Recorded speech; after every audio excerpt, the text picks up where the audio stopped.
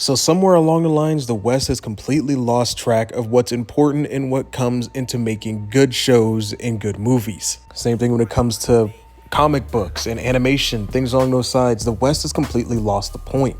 Right now, anime is completely dominating the world and has a global reach like no other. I mean, the West once had this with the comic books and things along those lines, but now it completely belongs to the East. And that is because manga and anime and a lot of the Japanese studios out East realized one thing: entertainment rules over all.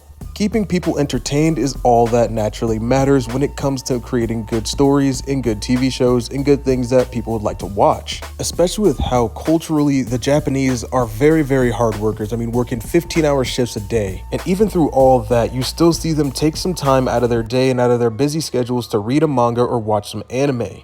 What separates us from the anime right now is the pure fact that anime focuses on a great story, great characters, developing these said characters, and also making it all very entertaining for us to watch and or read. And also, if you notice in anime, there's a lack of political points and virtual signaling that takes place in a lot of anime. Now, one thing that I don't necessarily see in anime, maybe it's because I'm not engulfed in Japanese culture because I'm not from Japan, I'm from America, but for the most part, we don't really see that many political leanings or political virtue signaling that takes place within these shows and manga. However, the West, a lot of our comic books are filled with it. A lot of our TV shows are filled with it. A lot of our stuff that we seek as entertainment is filled with a bunch of virtue signaling and a bunch of BS that we don't want to deal with. Take Reva, for example, from Star Wars, the Obi-Wan Kenobi TV shows, because as you guys know, I'm a mainly Star Wars content creator, but she was interjected into a show about Obi-Wan and Darth Vader, and is now a character of importance within the Star Wars universe and mythos, just due to the pure fact that she's also now knows who Luke Skywalker is, and who Darth Vader is, and his real identity being Anakin Skywalker. Nobody wanted to see Reva in this show, although she has way more screen time than Obi-Wan and Darth Vader combined,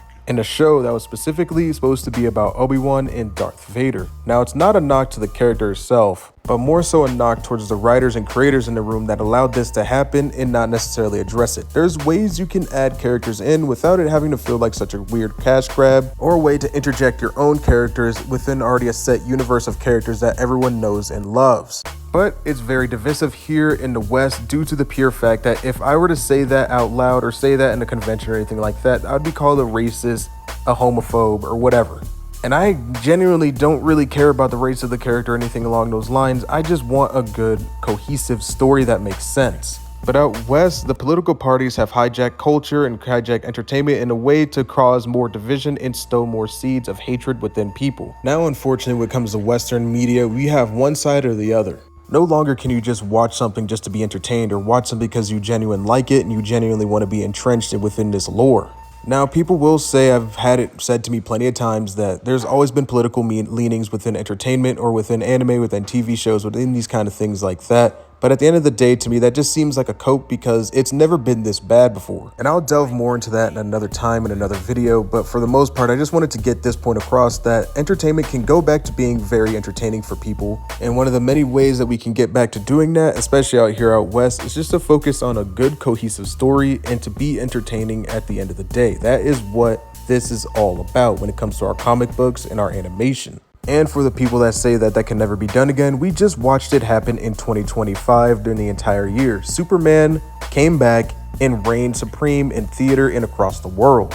And for young creators such as myself, when I'm creating my own universe, my own characters, and my own comics, which I am working on still actively to this day, although I did take a break from it, we also need to keep the main thing, and keep focusing and creating good stories that people can love and watch. But anyway, that's all I got for this video just right now. I have more on this topic later on, but anyway, may the force be with you guys. Leave your comments in the comment section down below, and as always, have a great rest of your day.